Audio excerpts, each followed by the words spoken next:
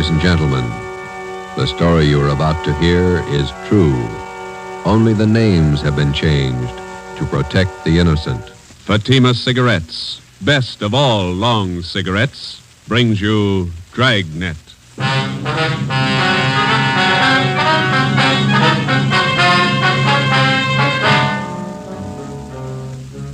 You're a detective sergeant. You're assigned to robbery detail. 2 armed bandits have robbed a large jewelry store in your city. One of the suspects escapes. One is apprehended. He's identified as a friend of yours. Your job, send him to prison. If you want a long cigarette, smoke the best of all long cigarettes. Smoke Fatima. Fatima is the long cigarette which contains the finest Turkish and domestic tobaccos superbly blended to make Fatima extra mild. And that's why Fatima has a much different, much better flavor and aroma than any other long cigarette. That's why Fatima is doubling and redoubling its smokers. So, if you want a long cigarette, smoke the best of all long cigarettes. Smoke Fatima. Dragnet, the documented drama of an actual crime. For the next 30 minutes, in cooperation with the Los Angeles Police Department, you will travel step by step on the side of the law through an actual case from official police files. From beginning to end, from crime to punishment, Dragnet is the story of your police force in action. It was Tuesday, February 8th. It was cold in Los Angeles. We were working the night watch out of robbery detail. My partner's Ben Romero. The boss is Thad Brown, chief of detectives. My name's Friday. I was on the way over from the city hall, and it was 8:35 p.m. when I got to the second floor of the Georgia Street Receiving Hospital. Treatment room. Joe, hi. Hi, Doc. Ben, how's it going? Okay. It hurt for a while. Doc gave me an injection. 1/6 of a grain of morphine, Novocaine injection. The bullet's still in your shoulder? Doc's about ready to take it out. As soon as I get the wound cleaned, here's the soap and water, nurse. Alcohol sponge, please. How's it look, Doctor? Well, there's the x-ray. Shallow penetrating wound in the deltoid area. Sludge, larger than the soft tissue right here. Oh, yeah. No bone involvement. Okay, the bullet was spent. That's good. Feel okay? Sure. Nurse, methylate applicators, please. Thanks. Let's see now. Where'd you leave Tyler, Joe? Interrogation room. Reynolds and Thompson are with him. Let me have the probe, nurse. Yeah. Feel anything, Romero? No. That's it. You hear that? Hear what? Located the slug with a probe. Oh. Nice. Forceps. Thanks. Here we go. Oh, steady. You call your wife? No, she don't worry. Here it is, boys. On the market for evidence? Yeah, give it to me, will you? I will. Nurse, sterile saline solution. Irrigate the wound. No sign of Tyler's partner, huh, Joe? Guy got me? No, not yet, no. Sterile dressings, please. How long did you know this Tyler? Before he went wrong, I mean. I met him in the Army, helped him line up a job when he got out. It's too bad. Sure is funny. Meeting a friend of yours pulled an armed robbery. Must have surprised you, huh? Yeah, kind of. You want me to drive you home when the doc's finished here? Let's go back to the office and talk to Tyler first. Okay. Is that all right, Doc? No. You're staying right here, Romero, till tomorrow morning. If you haven't got a temperature by then, I might release you. Oh, it's only a flesh wound, Doc. I feel all right. I'm not taking any chances with gunshot wounds. If infection set in and you were laid up, I'd have the pension committee to answer to. You're staying here. Sounds like an order. It is. You can pick them up in the P&F ward tomorrow morning. Okay. You gonna need anything, Ben? Yeah. I phoned to tell my wife I won't be home for dinner. His name was Max Tyler, white, male American, age 32. Dark hair, brown eyes, medium build, married, father of twin boys. He was a friend of mine. We served together in the Army overseas, and when the war finished, I came back to my job on the force, and Max went back to his old job. It didn't fit him anymore. He stopped working and started drinking. His wife didn't help much. Max started with small trouble, but it grew fast. On the afternoon of February the 8th, Tuesday, Ben and I surprised 2 men holding up a Main Street jewelry shop. Shots were exchanged, and Ben received a flesh wound in the shoulder. One of the hold-up men escaped. The other one was apprehended. His name was Max Tyler. Hi, Larry. Hi, Joe. Glad you got here. Tyler says he won't talk to anybody but you. Okay, boy. Thanks for standing by. Sure. I'll be outside. You need anything?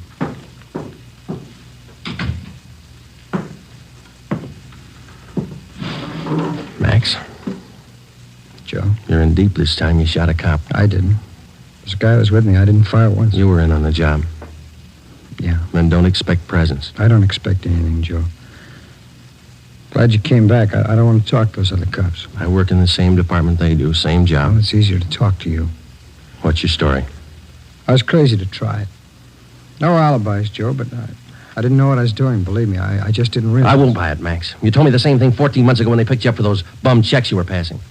Sure, I hung some paper, but I'm no hood, Joe. You know that. I was drinking. I needed dough for Dorothy and the kids. You gotta believe me. I need a break. You said that before, too. I went to bat for you, got off with 6 months and 3 years probation. Now you turn up with another caper. I know, Joe, I know. I'm sorry. You're sorry once, Max, and it works, but one free ride's enough for anybody. Now, that's it. Did I say I wanted that kind of a break? I'll serve my time, Joe. I'll serve every day I owe. And then what can you tell me you couldn't have told the other cops? I want to ask you a favor. Yeah? I know you're going to hook me on this. So while I'm doing my time, Dorothy and the kids are staying with relatives out in Inglewood. If you'll... well, just keep an eye on them, you know, Joe. I don't mean dough. Dorothy can work with... kind of watch out for them, huh? Give them a break, Joe. It's not their fault. Will you do it, Joe? Yeah. Sure, I'll take care of it. Now, you do something for me. Anything you want, guy. Let's have the straight story. Who was the guy with you on that holdup this afternoon? Cresta, George Cresta, you know him. Out of Folsom, short guy, black hair? Yeah, he's got a room above the Red Owl Bar down on East 3rd near Broadway. That's where he hangs out. Where can we find Cresta now? Oh, maybe there, I don't know. I'll give you a list of the places he goes. Some of his friends I've met. He sure roped me in. Said there wasn't going to be any rough stuff. You were carrying an S&W 38. Sure. When they got outside the jewelry shop, Cresta jammed the gun in my hand. I had to put it away, get it out of sight. Believe me, Joe, he roped me into this. It sounds like an alibi, I know, This but is your second time around, Max. It sounds like one. Okay, I got nothing coming. Don't forget about Dorothy and the kids. Huh? I promised you. Now, you want to give me a full statement on the holdup now? Anything you say, Joe. I'll call for a stenographer. Joe. Yeah, I'm sorry. I am. I believe you. You got the feeling too late, that's all. Max Tyler was arraigned in municipal court 2 days later. Bail was set at $10,000. 3 days after that came his preliminary hearing in municipal court. At his arraignment in Superior Court, 5 weeks after he'd been apprehended, Tyler entered a plea of not guilty. A date was set for his trial in Superior Court. Meantime, the hunt for George Cresta, Max's accomplice, went on. There wasn't a sign of him. Our informants had no lead on him, and the all-points bulletin containing all the information we had on Cresta brought in nothing. On Monday, March 22nd, the trial of Max Tyler was held in Superior Court. Ben and I were subpoenaed to appear. The victim of the holdup, the jewelry store manager, was the first to testify. He was questioned by both the prosecutor and the counsel for the defense.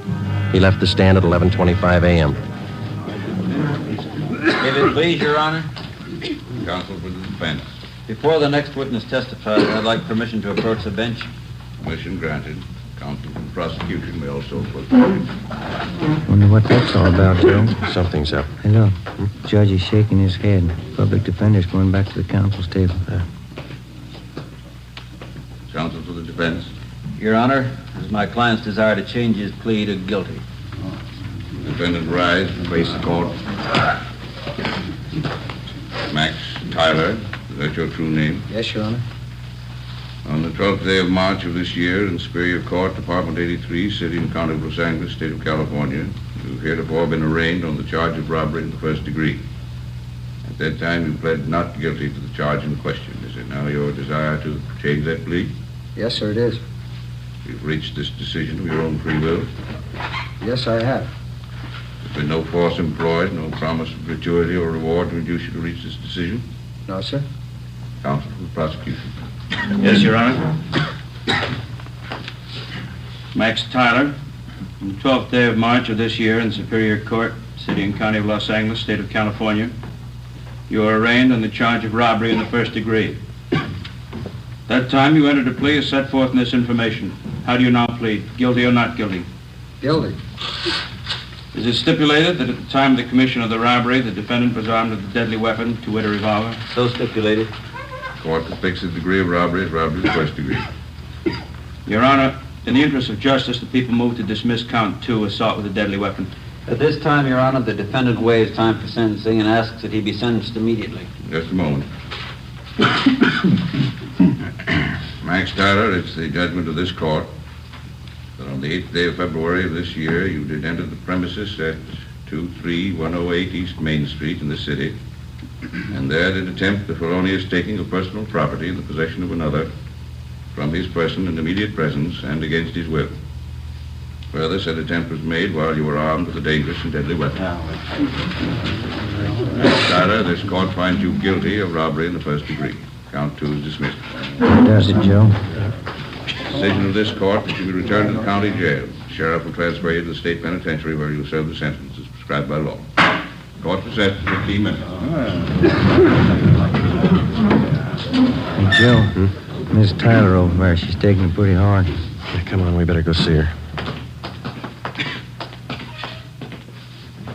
Hello, Dorothy. I love him, Joe. What am I going to do without him? Children. I'll give it to you straight, Dorothy. You didn't do much to keep Max out of this. You drank right along with him. You don't Joe. deserve those kids. That's my opinion. Please, I know it. Don't make it any harder. Don't. I'll do anything I can for the kids, Dorothy. That's all. What am I going to do without him? I can't be all alone without Max. It's not right. It's not right. Neither's armed robbery. Goodbye, Dorothy. Before the end of March, Max Tyler was delivered to San Quentin State Penitentiary, where he started serving his term. His wife, Dorothy Tyler, got a job as a telephone operator. She and her children continued living with her relatives down in Inglewood. I helped them out whenever I could. 6 months went by. Every 2 weeks, faithfully, Tyler wrote me a letter from prison. I answered most of them. While Ben and I worked on other jobs, the search for George Cresta went on. We failed to uncover a single lead. 10 months passed. Tuesday, January 16th, 1949, 4 p.m. I checked in for work as usual. Hi, Joe. Cold out, huh? Yeah. Did you pick up the mail? Mm-hmm. There's a letter in your box from San Quentin. Tyler, huh? How's he doing, anyway? Good. Clean record. Got himself a pretty fair job in the prison library. Yeah. I talked to the warden up there. Says Tyler ought to be eligible for parole in about a year if he keeps his nose clean. You going to bat for Tyler again? I don't know. See what happens. How can you see anything in that guy? He's giving you nothing but trouble. Oh, a lot of people are giving him the same. Maybe that explains it. Not for me, it doesn't. I wouldn't trust him with dirty laundry. I get it. Robbery Friday. Joe, this is Dorothy Tyler. I got to talk to you. Yeah, Dorothy, what's the matter? I found Cresta. I saw him. What? George Cresta. I know where he is. I saw him downtown. I followed him to his place. You sure it was him? I'm positive. He's staying at 134 Jesse Street. It's a rooming house just off Alameda. 134 Jesse. Got it. Thanks, Dorothy. Come on, Ben. 8 minutes later, Ben and I were interviewing the landlord at 134 Jesse Street, a cheap rooming house down on the south end of the city. The landlord's name was Peterson. We showed him Cresta's mug shot, and he told us he was in room 11. We went up a dark, narrow stairway to the second floor.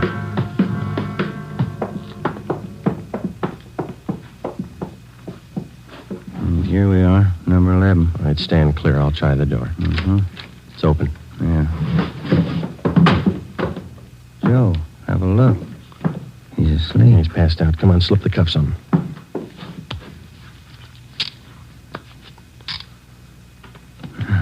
That was easy. Yeah. All right, I got his gun. He's been drinking, all right. He'll have a big hangover. He'll have a long time to get over it.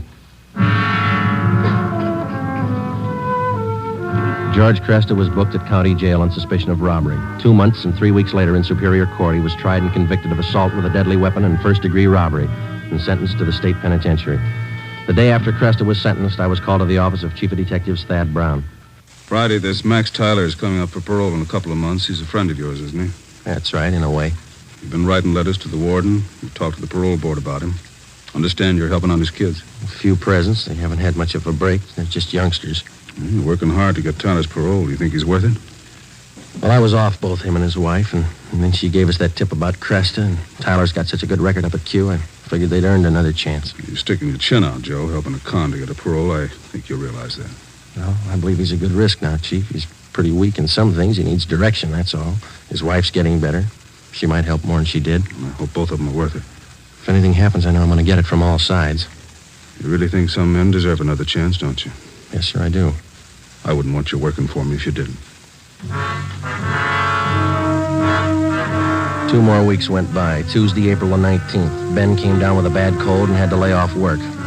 At the same time, a new gang started a hold-up campaign among the liquor stores out in the Wilshire district. A new rash of armed robberies broke out in the central area. There was an attempted bank robbery. It was a bad week.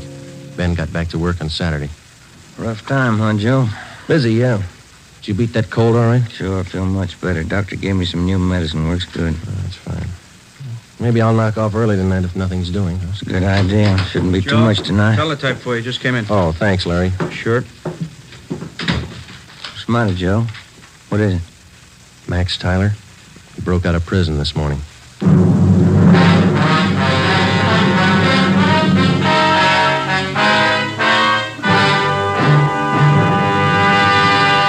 You are listening to Dragnet, authentic stories of your police force in action.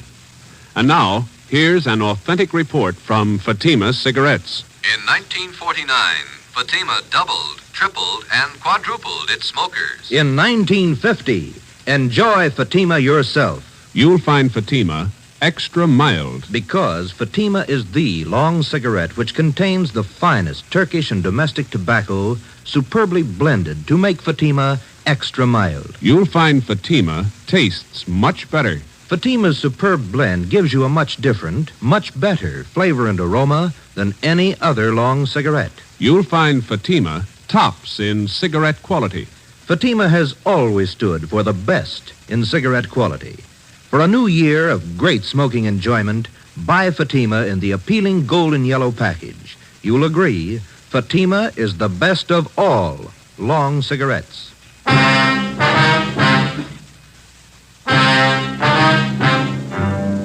In the course of his career, the police officer is afforded 2 diverse views of the criminal. At first, the rookie cop is taught to distrust the criminal at every turn, without exception. He's schooled in the 1,001 ways in which the criminal operates, his psychology, his mode of operation. Then, when he's thoroughly acquainted with the methods of the criminal and how best to detect them, the police officer starts to learn the most difficult lesson of all: how to distinguish between the confirmed criminal and the lawbreaker, in whom there is hope of rehabilitation. After 9.5 years of police work, my first experiment in this field was with Max Tyler. I'd given him 2 chances to prove himself, and he'd lost on both of them. So did I. 2 months before his parole hearing, which might have given him his freedom, Max Tyler had suddenly decided to escape. How he figured it, I didn't know, but it was my job to find him. At 5 o'clock that afternoon, Ben and I met in the chief of detective's office. 2 officers, Holland and Grayson, from the State Adult Authority escape detail, were there. How did Tyler manage his escape, Grayson? Well, same old story. They figured they could trust him up there. He had a good job on the prison farm. They trusted him. When did they find out he was gone? On the early morning count. Have you checked his relatives out in Inglewood yet? Yeah, we have. We've got the home staked out. We're covering all the places we figure he might go. How about Mrs. Tyler? You get in touch with her Friday? Her relatives told us that she's on a weekend vacation with the 2 kids, staying with friends down at Laguna Beach. We got a call in to them. Should be hearing from them soon. I understand Tyler's a friend of yours, Friday. He was ready for parole. Yeah, I was trying to help it along. I thought the guy deserved a break. He didn't need you, Joe. He made his own. I know he was feeling bad. You weren't the only one fooled, Friday. You had the prison officials buffaloed, too. Yeah, I know. I helped convince them. You got any leads on Tyler at all, Grayson? I mean, from the time he broke prison? Pretty strange. They traced him as far as Stockton, and then they lost the trail completely. The Stockton police in on the search? Yeah, sure funny. The guy has no money, no car we know of, no change of clothes. You figure he's getting help from somebody? Could be. Excuse me a minute.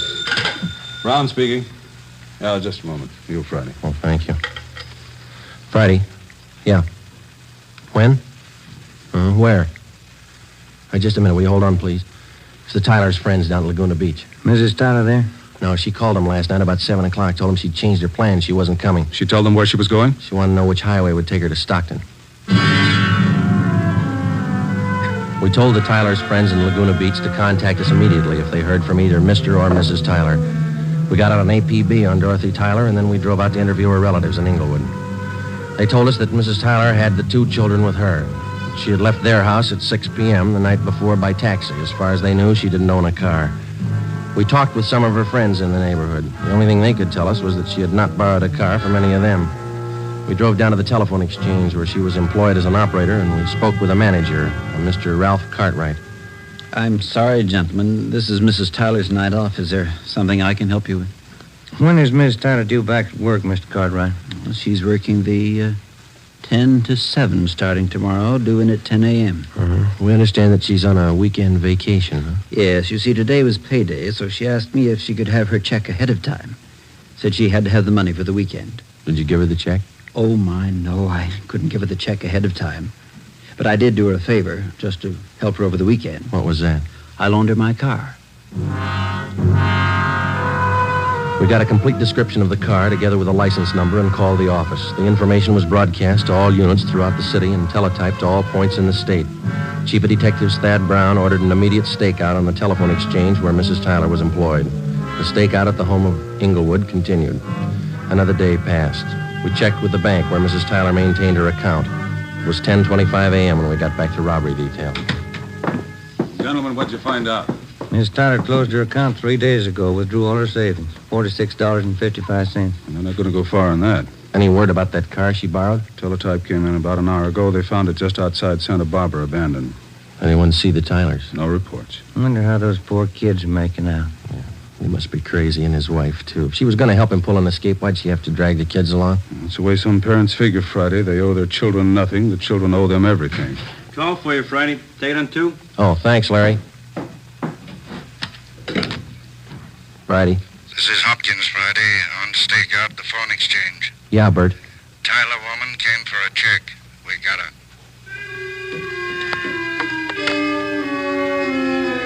Dorothy Tyler was brought into the city hall. With her was one of her children. He was delivered to the juvenile authorities for the time being. Mrs. Tyler was brought to the interrogation room. She refused to admit anything to the officers from the adult authority. She said she wanted to talk to me. I went in. She threw her arms around me and started crying. Joe, you won't let him get Max, will you? You won't let him. I'm after him as much as they are, maybe more. Where is he?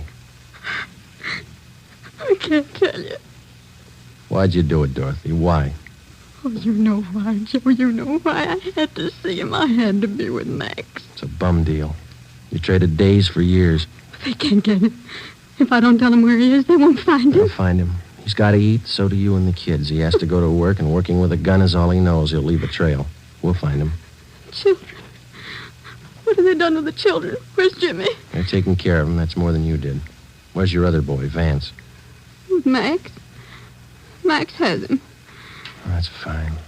You and Max ought to be real proud of yourselves. I had to see him. You know that. I had to see Max. Has he got a gun? Has he? Yes. Has he used it? No. He just thought he might need it. He hasn't hurt anyone. I swear it. You helped him escape, is that right? You helped him. He needed help. I met him at San Rafael. We drove all night. He didn't hurt anyone, Joe. He hasn't hurt anyone. Where is he now? Where is he? All right, Dorothy, we'll find him. Joe, if I tell you, will you go alone? I can show you the way. Will you go alone? Yeah. All right. I'll take you to him, Joe. I trust you. Yeah, I trusted him once, too. 5 p.m., Monday, April 25th. Dorothy, Tyler, Ben, and I got in the car and headed north for the coast town of Santa Maria. Acting under orders of Chief of Detectives Thad Brown, Larry Thompson from Robbery Detail followed in another car. Holland and Grayson from the State Adult Authority were with him. It was 10 minutes past 8 when we drove through the town of Santa Maria. Just outside the city, Dorothy Tyler directed us to turn off onto a dirt road. We drove about 2 miles. She told us to pull up. Across that field. Shack by those trees. Lonely out here. I'll go with you, Joe. Maybe Max won't understand. No, you stay here. Joe, that car stopped here. It's cops, Dorothy. It had to be. They won't shoot unless Max does. But you promised. You said you'd go alone. I'll go alone. Friday? Hello, Grayson. Where is he? She tell you? That shack over there across the field by that clump of trees. He's got one of the kids with him, that right? Yeah, he won't be any trouble. He's armed. The cons up at Quentin say he won't be taken alive. They say he'll shoot it out. They talk a lot. You better let us take him. You're not getting paid for this one. I'll take him alone. I made a promise. That guy in the shack's in the habit of breaking promises. I keep mine. Keep an eye on Miss Tyler, will you, Ben? Thompson's watching her. I'm coming with you. I told her I'd go alone. There's 2 doors, front and back. Which one you going in? Front. I'll be around back. Careful, Jim. Yeah. I'll be right back, Grayson. I started to cross the field. The shack was about 100 yards from the road. The field was uncultivated, and I wasn't sure of my footing. I stumbled over a tree stump.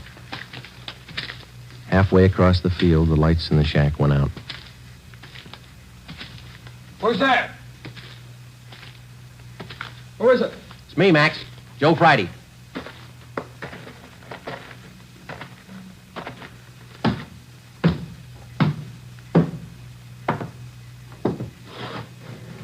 Max? Come on, open up. All right, Max.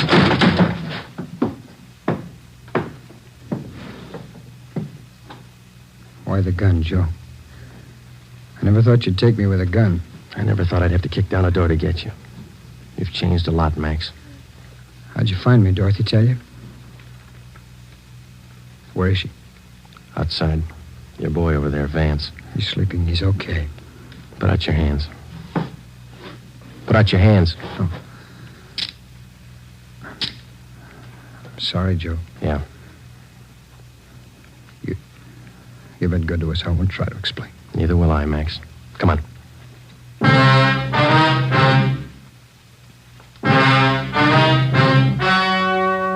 The story you have just heard was true. Only the names were changed to protect the innocent. On June 2nd, trial was held in Superior Court, City and County of Marin, State of California. In a moment, the results of that trial. It's amazing how many long cigarette smokers are changing to Fatima. Here are the actual figures. New York Division. Fatima sales up 132%. Los Angeles Division. Fatima sales up 545%. St. Louis Division. Fatima sales up 548%. Yes, in 1949, more and more smokers discovered that Fatima is the best of all long cigarettes. They found Fatima extra mild. They found Fatima has a much different, much better flavor. They found the name Fatima means the best in cigarette quality. In 1950, enjoy Fatima yourself. Best of all long cigarettes.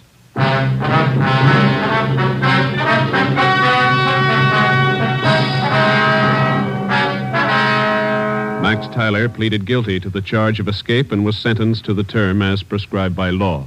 He was returned to San Quentin and then transferred to Folsom Penitentiary, where he is now serving his sentence. You have just heard Dragnet, a new series of authentic cases from official files. Technical advice for Dragnet comes from the Office of Acting Chief of Police, W.A. Wharton, Los Angeles Police Department. Dragnet honors the state of California and the men of the California Highway Patrol, another of America's outstanding law enforcement agencies. One of these men, Highway Patrol Commissioner Clifford E. Peterson, outstanding administrator and educator in the field of law enforcement, dedicates his life to making yours more secure. Fatima Cigarettes, best of all long cigarettes, has brought you Dragnet from Los Angeles. Be sure to hear Mr. and Mrs. Ronald Coleman in the Halls of Ivy starting tomorrow on NBC.